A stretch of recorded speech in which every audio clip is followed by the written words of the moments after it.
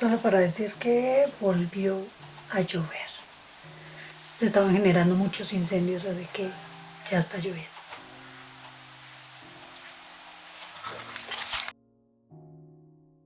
Estuve pensando todo el tiempo cómo iba a hacer este video, porque quiero que nos adentremos un poco en lo que trata en sí los juegos de mesa, o sea, de dónde proviene el interés del ser humano para hacer juegos de mesa y por qué resultó ser importante para nuestro desarrollo y evolución como especie. Pero a la vez que pensaba en esto, pues me di cuenta que estaba intentando hacerlo de una manera muy cuadriculada. O sea, me imagino siempre un tema para el canal y siempre lo imagino de una manera muy académica, que es algo que venía molestándome últimamente, porque yo decía, realmente yo solo quiero que la gente que le gustan las mismas cosas que yo interactúen con mi canal y se conecten conmigo, ¿sí? La primera gente que empezó a unirse al canal fue por los videos de películas, de análisis de películas, que es algo que me gusta mucho también, pero en esencia todo este canal empezó por una tarea y después de mucho tiempo empecé a buscar mi propia esencia para comunicarla en estos videos, pero me estaba dando cuenta que honestamente estaba empezando a ser muy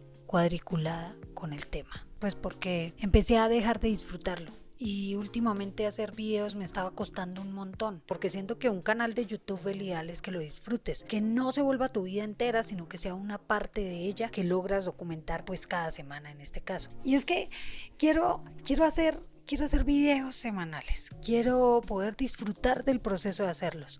Por eso la forma que mejor me parece para hacerlo es que sea una forma más honesta, siempre más natural, y que se pueda ver a través de la pantalla quién soy, porque a fin de cuentas siento que lo verdaderamente importante de este canal es que cuando yo tenga 80 años pueda volver a estos videos y ver cómo hablaba y ver las tonterías seguramente que decía o que digo y compararlas con quien estoy siendo a los 80 años, pero no solo por la comparación, sino por ese mismo crecimiento, esa fascinación de ver cómo vas cambiando en el tiempo.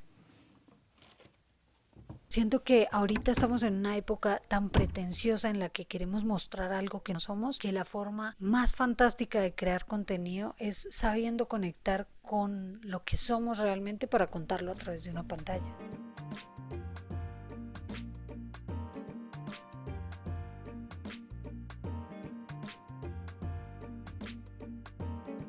Bueno, pues estaba pensando cómo explicar la historia de los juegos de mesa y realmente no deja de ser muy académico el pensar que les voy a explicar toda la historia como tal de los juegos de mesa. Creo que me acomodé más fuera de plano. La cuestión es que para entenderlo, pues lo primero que se me vino a la mente ¿fueron primero los dados o los juegos de mesa? Realmente no lo sé.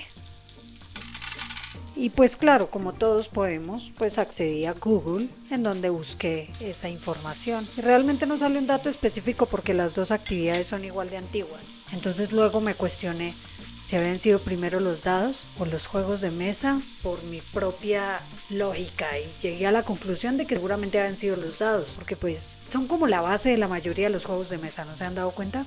Es como el patrón, pueden cambiar las reglas del juego de mesa, pero los dados siempre son la base, como si fueran el manual o de lo que va a determinar tu suerte en el juego, pues si sacas un número mayor o menor, lo que sea. Y luego pensé sobre los dados, ¿para qué habrían creado los dados? Así que supuse que lo más probable es que los usaban como técnica para medir tu suerte o hacer apuestas o algo así. Algo así como el intuitivo juego de lanzar la moneda, ¿no? Ahora que lo pienso, no sé si fue creado primero la moneda o los dados. Les voy a ser sincera, sí busqué de qué año databa la moneda, pero tampoco hay datos de la creación de la moneda. No sé si eso quiere decir que realmente la historia de los juegos se basaba realmente en una práctica que el ser humano empezó a buscar de manera intuitiva. Quiere decir que el ser humano siempre buscó algo que le diera respuestas como de una manera muy mágica, o aquello en que empezamos a llamar el destino. Y yo creo que nos pasa a todos tenemos el interés de intentar lanzar la moneda y dejar que ella decida por nosotros, sobre todo cuando son cosas que son muy difíciles para nosotros decidir. Y es que a quien no se le ha hecho difícil en algún momento tomar una decisión específica en la que seguramente muchas veces nos hemos encontrado en una encrucijada porque casi que deseamos las dos opciones, pero solo podemos elegir una. A fin de cuentas, el ser humano sí quería un poco esta cuestión de la suerte del azar. Un juego de mesa hace una ficción de la vida real y cómo nosotros en esa realidad del juego de mesa pues actuaríamos. Así que por eso pues yo siento que los juegos de mesa de alguna manera nos llevan a explorarnos a nosotros mismos en la toma de decisiones. Entiendo que la mejor cosa que pude haber hecho no fue haber dejado la grabación de sonido cerca del computador, porque por culpa de esto el video quedó con un zumbido en el fondo que espero poder corregir en edición de sonido, y si no, me disculpo de antemano.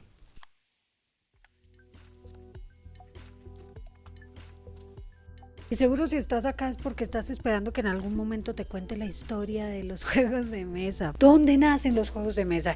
Y efectivamente para allá, para Egipto y Mesopotamia, hace más de 5000 años, pues empezaron a ver los juegos de mesa.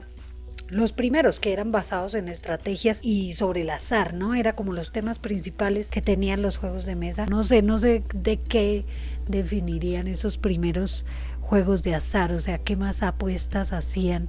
Porque creo que eso fue luego del trueque, ¿no? Evidentemente los juegos empiezan a darse ya cuando la gente tenía un poder adquisitivo, supongo yo, porque empieza este deseo por el azar, por la apuesta, pero también por aprender o saber qué estrategias iban a usar. Entonces es así como empiezan a crearse estos diferentes juegos de mesa, y uno de los que más he escuchado, que fue los primeros en aparecer en la historia de los juegos de mesa, es el Senet, que daremos otro video para este. Pero ya cuando en verdad surge esta explosión de creatividad para que empezaran a crear los juegos de mesa, pues fue en la antigua Grecia y en Roma, en donde empezaron a hacer juegos de mesa como el Ludus, la Trunculorum y también otro que se llama la Taula. Pero pues fueron de los primeros juegos que empezaron a revolucionar esta cuestión de creación de juegos, del diseño de los juegos de mesa. Pero realmente es ¿por qué necesitamos juegos de mesa? Yo creo que muchos de nosotros nos hemos hecho esa pregunta, o por lo menos fue la pregunta que me llevó a hacer este video. Para lo que ha sido crucial la creación de juegos de mesa es precisamente para la necesidad que empezó a generarse en las personas de socialización y también de la toma de decisiones cruciales o imparciales sobre todo. Tenían que ser necesariamente muy objetivos, o sea, no podían estar de un lado más que del otro, y nos pasa, sí o sí, tú estás jugando Tío Rico, estás jugando Monopoly, estás jugando Uno y te hallas en ese momento crucial en el que tienes que tomar una decisión imparcial o realmente parcial. ¿Me defiendo a mí o defiendo a mi amigo? ¿O le ayudo a mi amigo y él gana, o me ayuda a mí y pierde él y gano yo? Bueno, y en cuanto a cómo impacta en los juegos de mesa en el comportamiento humano, eso ha sido también una situación que ha definido la evolución del ser humano. Nosotros hemos evolucionado gracias a esas diferentes formas y dinámicas que ha traído en el comportamiento los diferentes juegos de mesa. En la Edad Moderna es cuando llega y se crea este juego que todos conocemos, que es el ajedrez. Y ahora que lo pienso, yo no tengo ajedrez.